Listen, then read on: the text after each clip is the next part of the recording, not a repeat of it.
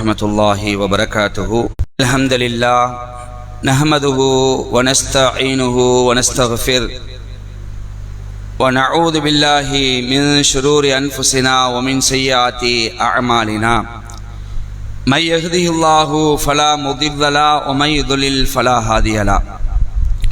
وأشهد أن لا إله إلا الله وأن محمدا عبده ورسوله أما بعد.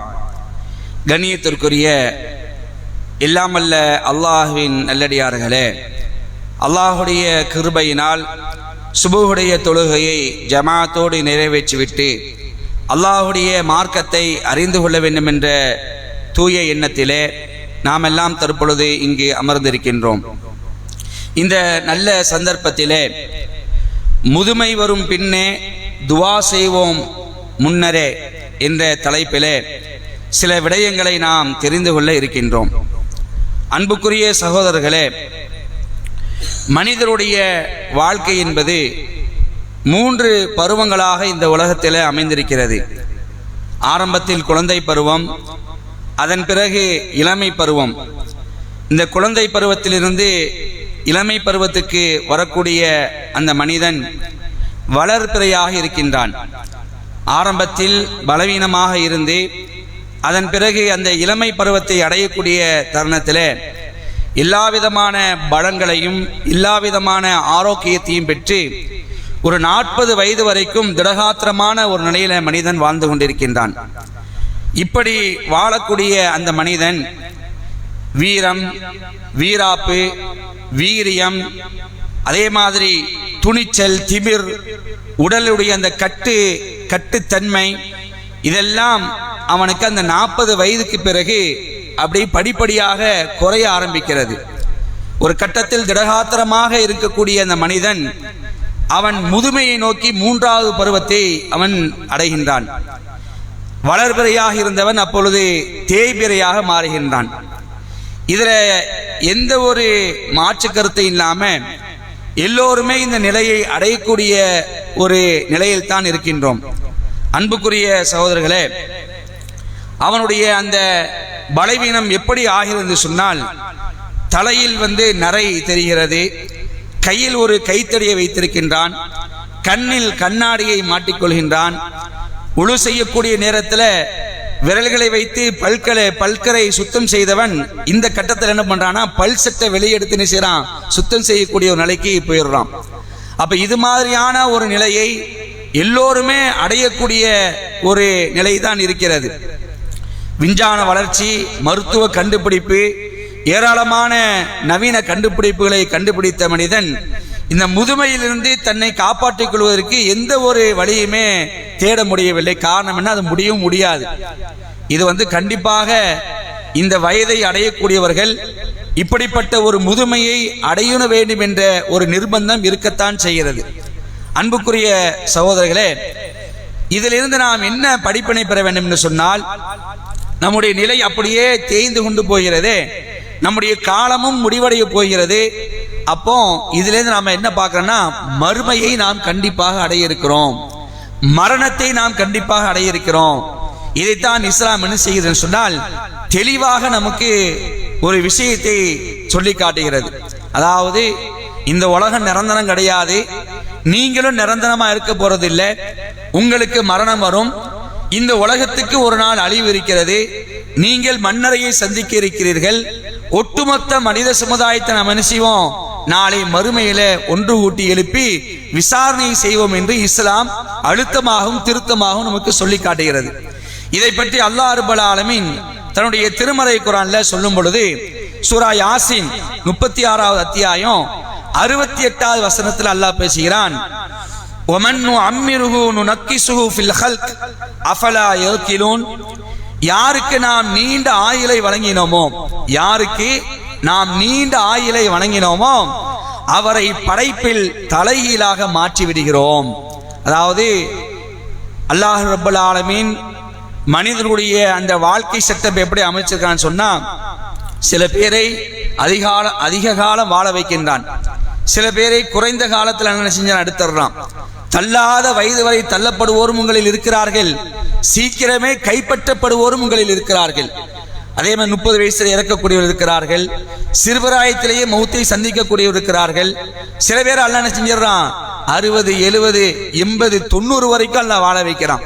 அப்ப அதைத்தான் அல்லாஹ் சொல்லி காட்டுறான், யாருக்கு நாம் நீண்ட ஆயுளை வழங்கினோமோ அவரை என்ன செய்யறோம், படைப்பில் தலைகீழாக ஆக்குகிறோம்.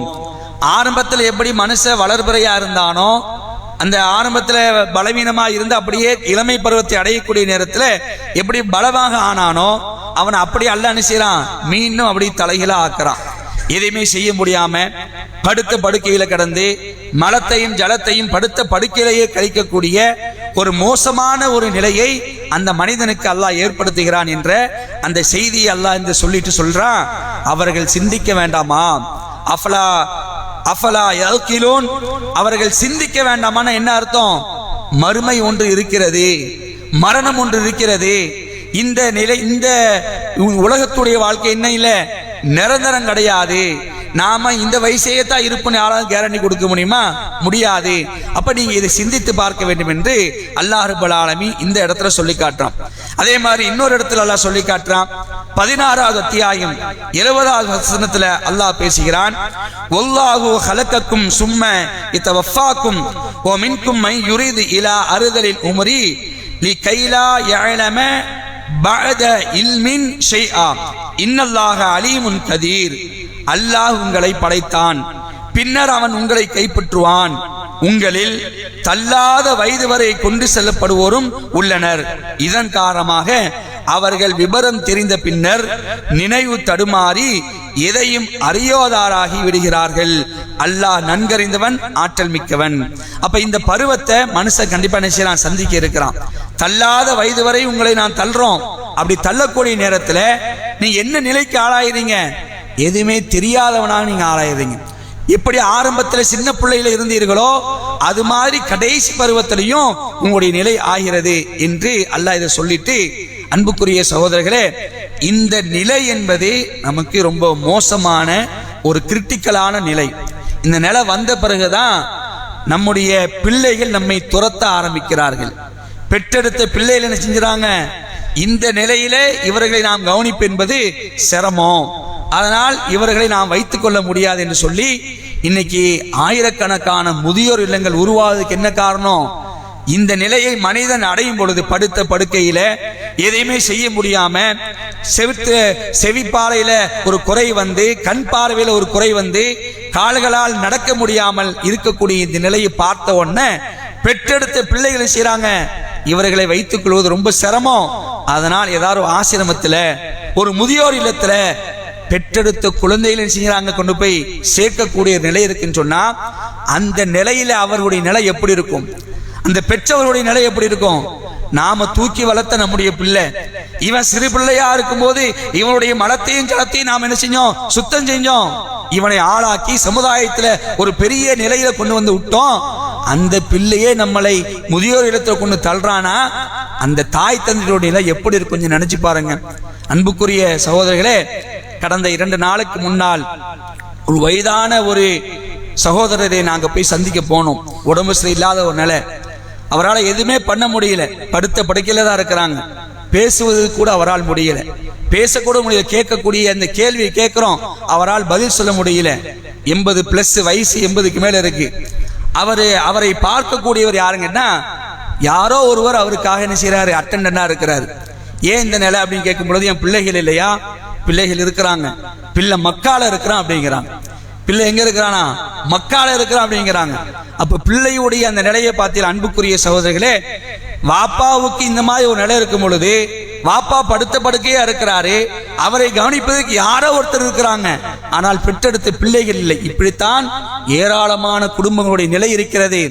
அன்புக்குரிய சகோதரர்களே, நாம் நம்முடைய பிள்ளைகளை ஆரம்பத்திலேயே மார்க்க பிடிப்போடு இறையச்சத்தோடு நாம் வளர்த்தோம் என்று சொன்னால், அவன் என்ன செய்வான், நம்மை பார்ப்பான். ஒரு கட்டத்தில் அவனுக்கு அந்த திருமறை குர்ஆனுடைய வசனங்கள் உள்ளத்துல ஆழமாக பதிந்தது என்று சொன்னால், பாப்பா அம்மாக்கு நம்ம பணிவிடை செய்யணும்.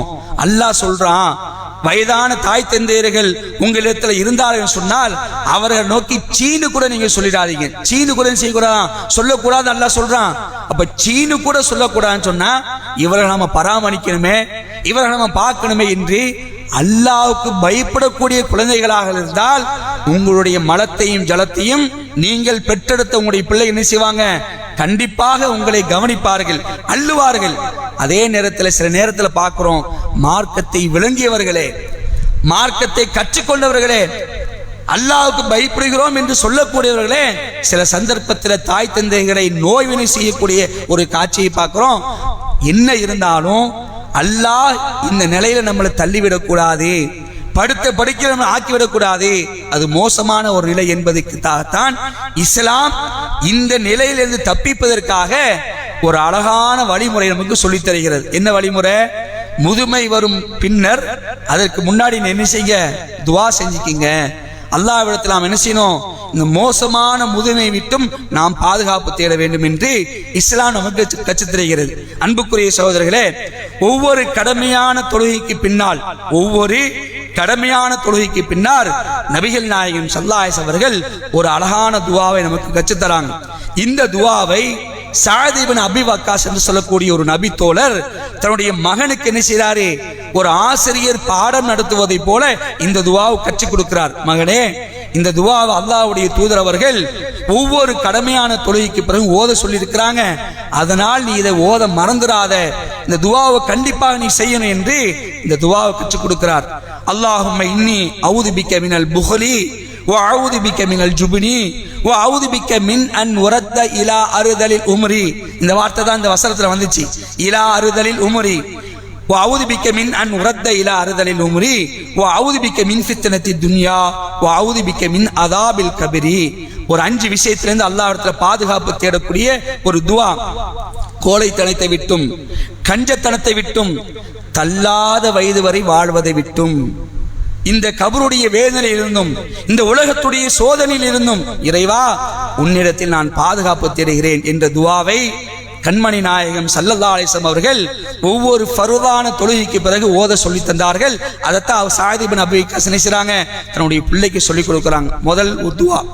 இரண்டாவது, அல்லாஹ்வுடைய தூதர் ஸல்லல்லாஹு அலைஹி வஸல்லம் நமக்கு சொன்னாங்க, நீங்கள் காலை நேரத்தை அடைந்தால் அஸ்பகனா வாஸ்பகல் முல்கு லில்லாஹ்னு ஒரு துவா ஓதுங்க. மாலை நேரத்தை அடைந்தால் அம்சைனா அம்சல் முல்கு லில்லாஹ் என்று ஒரு துவா ஓதுங்கன்னு சொல்லிட்டு கொஞ்சம் பெரிய துவா. அந்த துவாவோட கடைசியில அல்லாஹ்வுடைய தூதர் ஸல்லல்லாஹு அலைஹி வஸல்லம் அவர்கள் இந்த முதுமை விட்டு பாதுகாப்பு தேட சொல்றாங்க. ரப்பி அஊது பிக்க மினல் கஸலி வ சூயில் கிபரி ரப்பி அஊது பிக்க மின் அதாபின் ஃபின்னார் வ அதாபின் ஃபில் கப்ரி.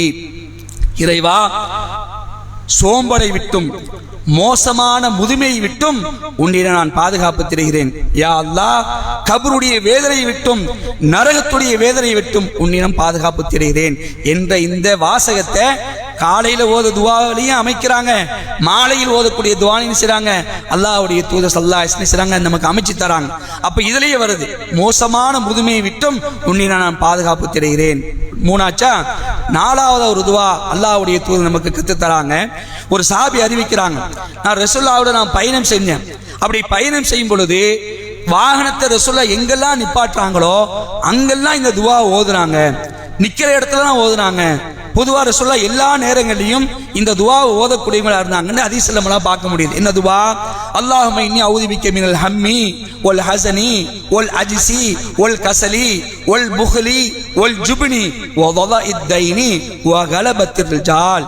இறைவா, துக்கம், கவலை, பலவீனம், இதாங்க பாயிண்ட். பலவீனம், சோம்பல், கஞ்சத்தனம், கோழைத்தனம், மற்றவர்களின் அடக்குமுறை ஆகிய அனைத்தை விட்டும் உன்னிடத்தில் நான் பாதுகாப்பு தேடுகிறேன் என்ற துவாவை அல்லாஹ்வுடைய தூதர் ஸல்லல்லாஹு அலைஹி அவர்கள் பல்வேறு சந்தர்ப்பங்களில் பல்வேறு நேரங்களில் இதை ஓதி இருக்கிறார்கள். அப்ப இதெல்லாம் என்னத்தை நமக்கு காட்டுது? மோசமான முதுமை ஒன்று இருக்கிறது, அதிலிருந்து என்னை காப்பாத்தியா அல்லாஹ். அன்புக்குரிய சகோதரர்களே, நம்முடைய பிள்ளைகளை ஒழுக்க சீலர்களாக மார்க்கப்பற்று உள்ளவர்களாக வளர்த்தெடுத்தோம் என்று சொன்னால் அவன் அல்லாஹ்வுக்கு பயந்தவனாக இருந்தால் நம்மளை பார்ப்பான். அப்படி இல்லைன்னு சொன்னா நம்மை கைவிட்டு விடுவான். இருந்தாலும் நாம் அதற்கு முன்னாடி என்ன செய்வோம்? இந்த மோசமான முதுமையிலிருந்து அல்லாஹ்விடத்துல பாதுகாப்பு தேடுவோம். ஏன்னா அது ரொம்ப மோசமான ஒரு நிலைங்க. பெற்ற பிள்ளைகள் கவனிக்கவில்லை என்று சொன்னால், பெற்றெடுத்த பிள்ளைகள் பந்தாடுகிறார்கள் சொன்னால், பெற்ற பிள்ளைகளே முதியோர் இடத்துல கொண்டு போய் சேர்க்கிறாங்கன்னு சொன்னா, அந்த இடத்துல இருக்கக்கூடிய அந்த வயதானவருடைய நிலை கொஞ்சம் நினைச்சு பாருங்க. உள்ளம் எவ்வளவோ வேதனையால் விம்பும். என்னடா நம்மளை இப்படி விட்டுட்டாங்களே. அந்த நேரத்தில் ஆதரவு தேடுவார்கள். நம்மை பார்ப்பதற்கு யார் இருக்கிறா?